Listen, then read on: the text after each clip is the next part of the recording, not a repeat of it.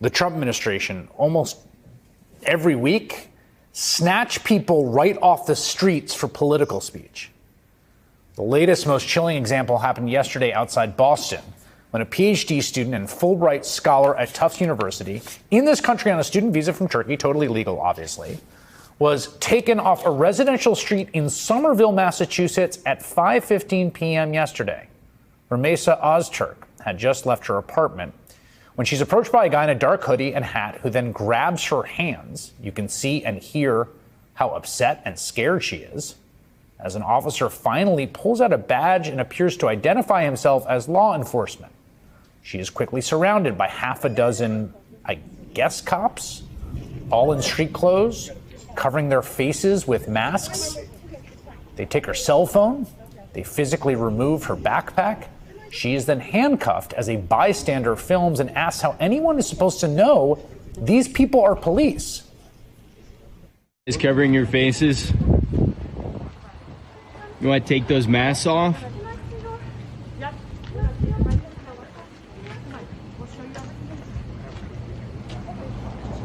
Is this a kidnapping?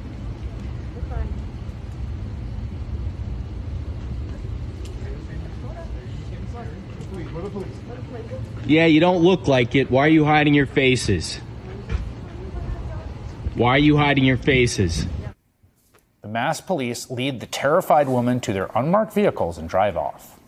Now, if all that were not chilling enough, an attorney for Ozturk released a statement earlier today saying, in part, "We are unaware of her whereabouts and have not been able to contact her.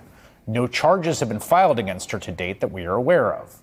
Last night, a district court judge ordered that the young woman not be moved out of Massachusetts without first providing advance notice. And then late this afternoon, we finally got an idea of where she is. According to the Immigrations and Customs Enforcement detainee locator, she is currently being held in the South Louisiana ICE Processing Center. That's nearly 2,000 miles from where she was snatched off the street just 27 hours ago. Today, the Department of Homeland Security said in a statement that investigations found Ozturk engaged in activities in support of Hamas. But again, she's not charged with any crime. The activities she is accused of seem to be that she co-wrote an editorial in the Tufts school newspaper that was published a year ago today, writing, quote, "We affirm the equal dignity and humanity of all people," specifically referencing Palestinians, going on to quote the author James Baldwin and challenging the university president to, quote, "acknowledge the Palestinian genocide and embrace efforts by students to evaluate diverse and sometimes contradictory ideas and opinions." Hey, what's up, everybody? How are you doing? I hope you're doing super great from, whatever you're watching us from. Now, what the Trump administration is trying to do, it's getting out of hand, right? Because you can't just have your opinion, like, be it something political. You can't just go out there and say it without repercussions. Now, look, there's this Turkish student that made, a post in regards to what's happening to Palestine relation Israel, right? And you've known that this has been something that has been going on in the political arena. People trying to question the United States' stake in all this. This lady made a post in regards to that, and guess what? She's now getting deported for saying that. And it's crazy because when I try to look back a few months ago, when black people was kind of trying to talk to different groups of people and telling them the true image of how the United States will treat you. And people didn't listen. And it's like black folks are the number one enemy because they're trying to convince you otherwise, not to do something that you know that is right. And historically, you've known how sometimes fascist some leaders can be. And it happened, and it's happening that way. I'm seeing a lot of people being deported, being the Chinese, Asians. In this case, Arab American woman who just, the police even wore civilian clothes. Like you couldn't tell that the police if there wasn't a badge. And this tells you how they are using force and power to make sure that they are pushing the agendas that they want to push. But let's take a step back and try to evaluate things. Black folks warned you for the decision that you made And you went ahead and make it because you had ego, because you can't listen to a black person telling you something about a white person that you definitely think that you're more of the same as compared to, people that you share the same sentiments with. And so whatever is happening right now are a product of not listening to what you're being told. As usual, I do say that prevention is better than cure. So right now, people are like, what can we do now? They're doing this to us. You had the chance to correct everything that was wrong, right? First, I'll take this chance. I'm just remembering that Islam, my Muslim viewers, they having their all day Eid Mubarak, everyone. Happy Eid Mubarak. So this is happening. But I want to tell you this. It is at that point that you need to realize and understand that it's always important listening to the people that have stayed in a given country and they know the history of that place for the longest time. So I want us to watch this video. I'll be back. As usually know, these are presented Agent Stories, and I'll be back with my commentary. For those who are watching us for the first time, thank you and welcome to the channel. For those who are always here with us, I say thank you for always coming back and watching my videos. For those who are supporting me through my Cash App account, I say thank you very, very much. For those who are sending me super thanks, I also saying thank you. If you wish to buy me a coffee, kindly check out my Cash App account. I'll most definitely appreciate it. It's on my bio. So let's watch the video. I'll be back. First they came for the migrants, then they came for the student visas, then the permanent residents. Up next, naturalized citizens and U.S. citizens. Now, you guys have been seeing this video circulating about a PhD student in Massachusetts by the name of Rumeza Ozturk. And she was picked up by ICE agents, and the story is even more insidious than you already think. And shout out to this creator here by the name of Lara Quinn. I'm going to tag this video below because they go into detail about how Rumeza was kidnapped by ICE and who exactly was behind it. It is a website that doxes pro-Palestinian students, activists, and workers in the United States, and they claim to document individuals and organizations that promote hatred of the U.S., Israel, and Jews on the North American college campuses and beyond. And her information was just recently put on that website.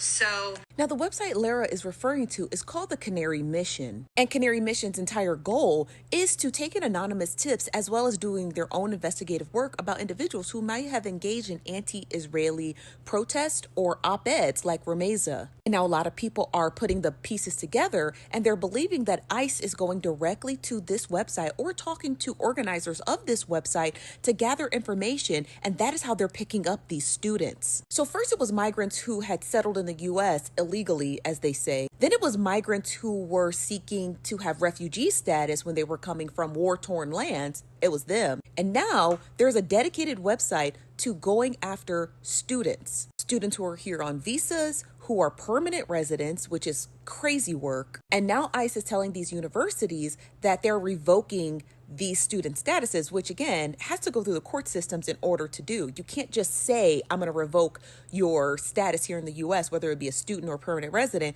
and then ipso facto, it's done. That's not how the legal system works. And even after all of these individuals were picked up and their attorneys had reached out to ICE because they needed that court information, like show us the information where you had a warrant, show us the information where these people's legal statuses had been revoked, and of course ICE has not produced those. And shout out to Alex Peter because he goes on to tell another story about another student who was being attempted to be picked up for just attending a protest. Now I'm going to tag his video below because he makes a very important point that first they told us it was migrants, then they're coming after students with visas who are lawful to go to school here and attend school here and be here in the US, then they're going after permanent residents. He goes on to say in his video, up next, naturalized citizens and U.S. citizens. Now in his video, he highly encourages naturalized citizens and U.S. citizens to start scrubbing your social media profiles. Because like the Canary Mission, there will be a website that will be posted that will have naturalized citizens and U.S. citizens on that website in order for ICE agents to come and detain you. This is the reality of America that we live in currently right now. So you have to be able to protect yourself. Nobody is safe. And I don't know how far you guys are going to go until you realize. So I just watched a Tufts PhD student walking down the sidewalk get approached by 6 ICE agents wearing masks and taken away. Gonna be deported. I felt so sick watching that happen. And I wonder how someone can think that because someone was born elsewhere, that they have less of a right to life, to the life that we expect for ourselves. What did I do to deserve the right to live in this country? What did any of us do to deserve the right to be here? She did everything right. I don't know where she's from. She came from wherever she's from, went to Columbia, got her degree, and was studying to get her doctorate at Tufts. These are really good schools. And she walks down the street and they just say, "You're out of here." And the people in the comments of this video are saying, "This is great. This is beautiful. Keep it up." I just really would like us to have a discussion about why I deserve, after randomly being in the body I was in, born in this country, what makes me any more entitled? What did I do to deserve to be here? There are so many people who think that because of the lottery that you happen to win by living here, that alone makes you superior to someone who was put in so much more of an unlucky situation and even still was doing all the right things on a student visa. See you later. We don't want you here. This is awesome. Kick them out. I'm sorry, but this is the type of shit. This is the type of shit that makes people not want to talk to their family members when they vote for this shit. This is the difference. It's not about politics, whatever you think that means, whatever minuscule thing you're making that term into. This is the effect of it. So I find that shit to be fucking disgusting. And I'm sorry for the break from the funny content, but I just had to come on here and say something. I don't know what to do. I don't know what we are supposed to do when what everyone understood to be the way shit should work is just thrown out the window. And the fact that there are laws and there's legal language that somehow make this the right thing to do is just fucking sickening. Absolutely sickening. Every wannabe activist on TikTok be like, she didn't do anything. She didn't do anything. Oh, really? She didn't? How do you know? Are you from the Secret Service? It's the same thing they said about Muhammad Khalil and his friends from Columbia University. But guess what? Apparently, those people from Columbia University knew about the October 7 massacre. Stop spreading lies and empty propaganda and try to understand that there is something bigger here that happening, that terror organization actually managed to recruit American students to spread their propaganda. Try to trust the professional. If they arrest her, she probably did something more than just to post on the local newspaper about supporting Palestine, which, by the way, it's a total invention. There's no such a thing. There never existed Palestinian state or anything like that. And just you have to learn history and to understand better who invented it and why, in order to create chaos and to try to control the Middle East and then the rest of the world. And you that protest for them and spreading lies on TikTok, you're totally played with their hands like a little pawn. Instead of spreading lies, how about read some history and understand better the conflict in the Middle East and try to understand better why everything is happening right now the way it is and how you play in the hands of terror organizations. And if you need some content, you should definitely read this book. a woman named Rameza Ozturk who was kidnapped by ICE agents outside of her university yesterday, and more people should be talking about this. This happened in Boston. She's a PhD student at Tufts, and her student visa was canceled because she published an opinion piece that said that Tufts should divest from Israel, and to call it what it is, a genocide. And the next thing you know, obviously she ended up on ICE's radar, and they swarmed her because there's a video of this. She's walking down the street. Obviously, it looked like she was going to go get iftar. She's fasting probably, and 6 individuals swarm her. When I say swarm her and 6 individuals, none of them look like police officers. They're wearing cargo like pants and vests and hoodies and stuff like that. No police badge in sight or nothing. And they swarm her and they're like, "You're coming with us." And she starts screaming, obviously. And she's very confused, you can tell. And one of them later says, "Oh, we're police officers." Since then, nobody has seen her. Nobody knows where she is. Her lawyer has been trying to contact her to no avail. A judge has ruled that she cannot be taken out of the state of Massachusetts. But considering that DHS and ICE is literally acting like the Gestapo right now, there's no like guarantee that she's still there and where she is at this point. But it's actually kind of scary, the fact that like this is going on with such impunity and people are literally being like disappeared in broad daylight, and we're supposed to be okay with this. Like, that's so, what the heck? Federal government is now going after a South Korean legal resident here in the United States. Her name is Yoonsa Chung, and I don't know if I'm pronouncing that correctly because I can't seem to find her name spelled out in Korean, but that's the way it's spelled out in English. Yoonsa Chung. She is a student at Columbia, and she is presently in hiding. What was her offense? Her offense was, as far as we can tell, attending one pro-Palestine rally. There is presently no other evidence against her. There is no evidence against her family. I don't know if this bears repeating, but I guess it does for some people. Attending a rally is not by itself an illegal action. She's valedictorian of her high school, an American high school, because she's been here since she was 7 years old. And the insidious thing of all this is, of course, there are so many organizations out there purporting to fight oppression that are celebrating the fact that she is being hunted down like prey. They are celebrating the fact that her First Amendment rights, which she is entitled to even if she is a green card holder and not a U.S. citizen, that has been proven time and time again by the law, they are celebrating it. She filed a lawsuit today to forestall the government's attempt to find her and deport her. Let me repeat this. She is a fully legal resident, and the only thing they have against her is that she was present at a pro-Palestine protest. For everyone who's saying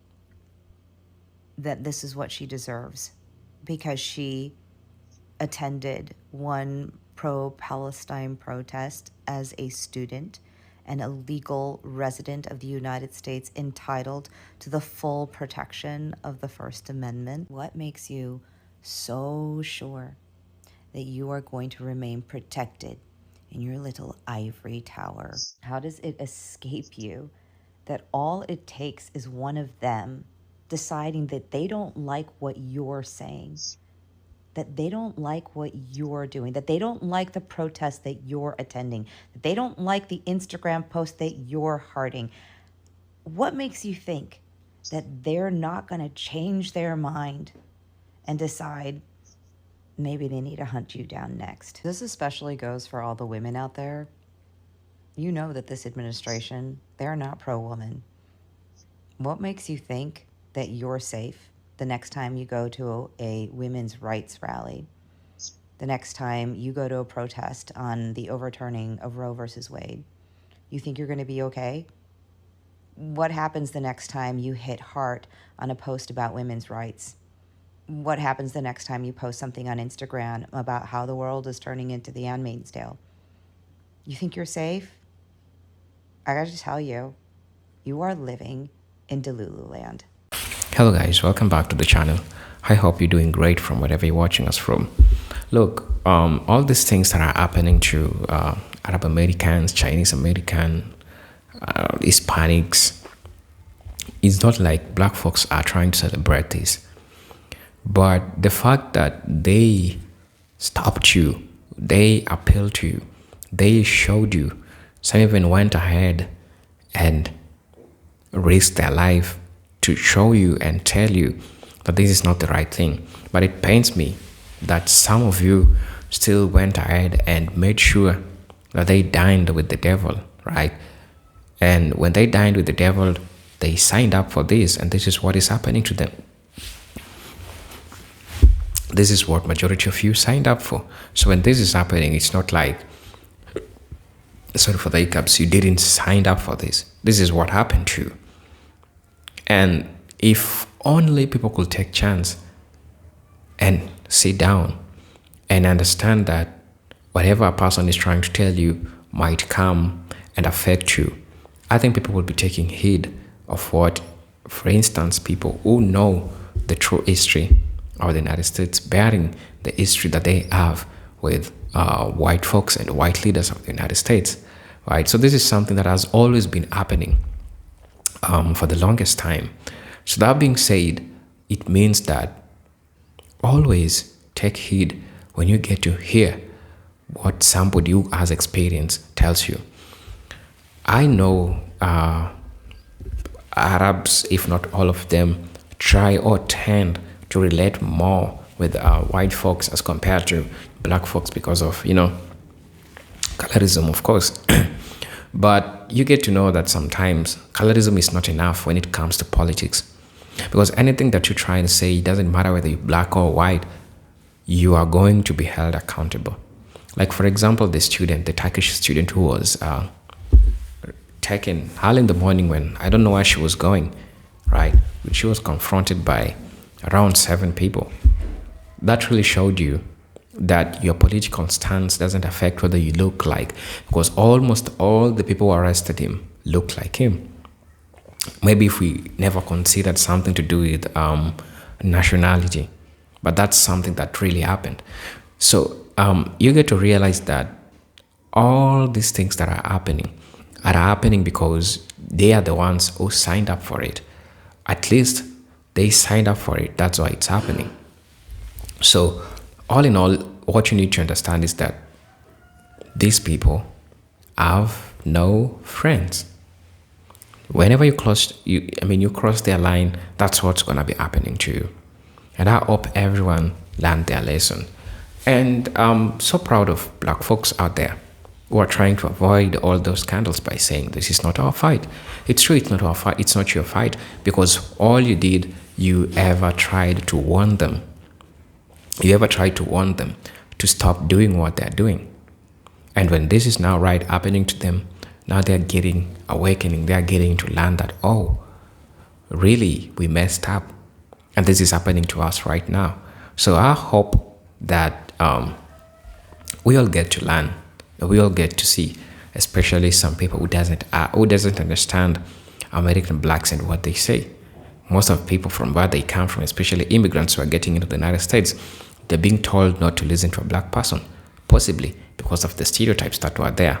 But sometimes you get to realize that what these people are telling you is so much important than even the stereotype that you heard about them, right? And your life just takes a U-turn like that because you didn't listen to a person, because you took them as a black people.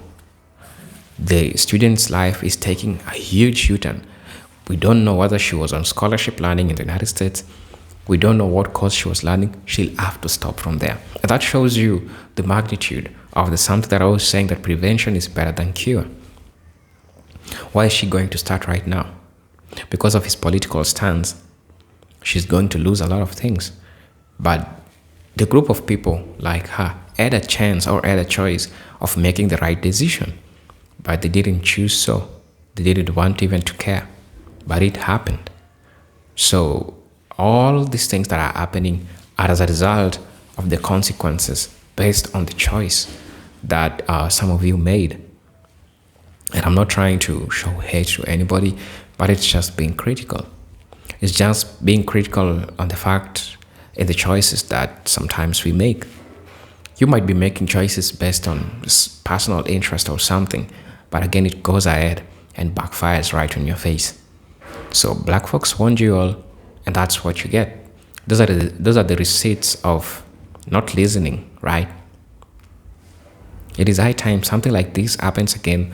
I hope this will be a history in rewriting. Most of people will now get to understand black folks for what they're saying. I hope you all fine from wherever you're watching me from. As you know, these are presented Jindok Stories, and I'm hoping to see you in my next video. Hey, if any case I might have said something offensive or offensed you in one way or another, I'm asking for forgiveness if they is so, and I'm also